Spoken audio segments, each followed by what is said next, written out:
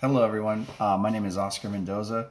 For this week's or for this unit's discussion um, pertaining to the reading, I wanted to talk about the legal cynicism theory. I felt that, but before getting too much into it, I felt that this one really popped out to me for a lot of reasons. I mean, what's going on in the world? What was going on in the world 4 years ago, or previous to that? I think you had a lot of communities that really didn't feel that police departments were either taking their issues seriously. You had a lot of mistrust going on in law enforcement with the public. You certainly had a lot of different politicians, their personal agendas that kind of promoted an anti-police rhetoric.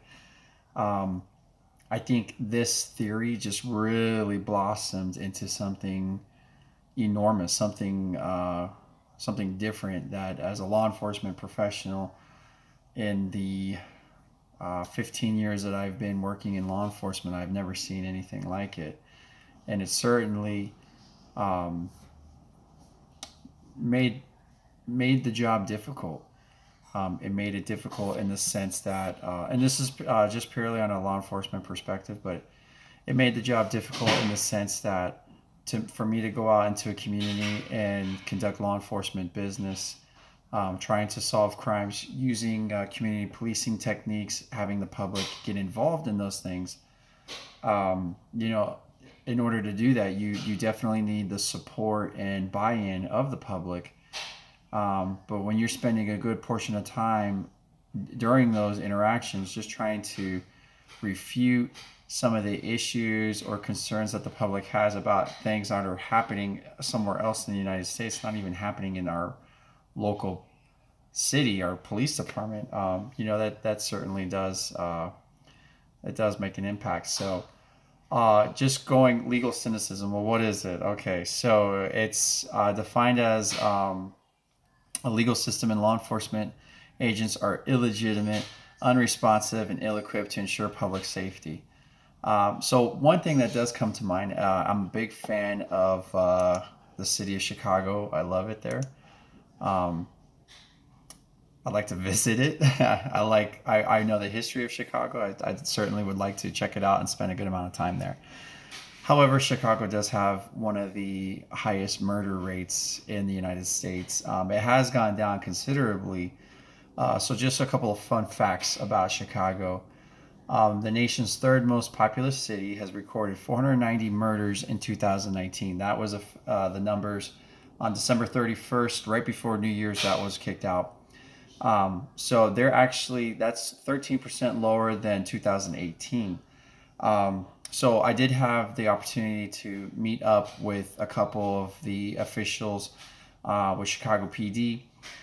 They've actually enlisted the services of a couple companies, one of them out of Sweden, that came up with like these think tank ideas on how to combat crime, real-time policing type stuff. Really interesting, a lot of analysis and intelligence-led policing. But when you have a public opinion that says you're ill-equipped, you're not prepared, you don't care, it does certainly make handling murders, a murder homicide investigation, extremely difficult.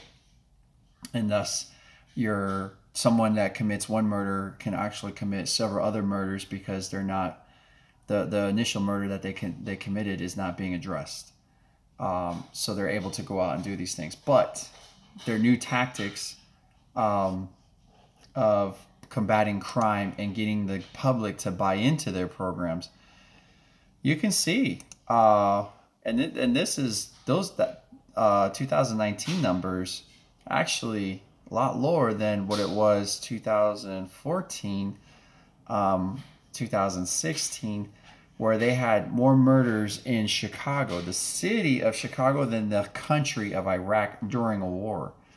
Um, so that being said, the public, I imagine, without actually talking to anyone in Chicago, probably had a sense of legal cynicism. But what a great way what they're doing to refute that feeling. You know, the PD going out to the public and trying that. So Anyway, that was my this is my video. I hope you enjoyed what I had to say, and I look forward to further discussions. Thank you.